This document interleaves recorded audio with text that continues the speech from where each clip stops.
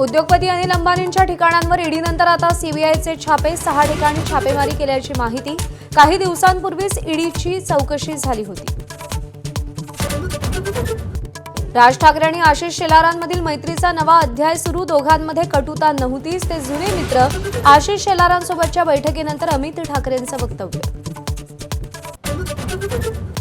उद्योगमंत्री उदय सामंतांनी शरद पवारांची भेट घेतली। काल फडणवीसांचा पवारांना फोन, तर आज सामंतांनी भेट घेतल्यानं चर्चांना उधाण।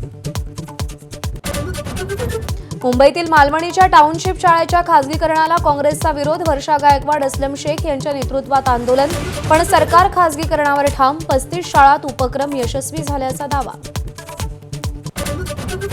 शेतकऱ्यांनी आता नुकसानाची सवय लावून घ्यावी। राज्य कृषी मूल्य आयोगाचे अध्यक्ष पाशा पटेल यांचं अजब वक्तव्य।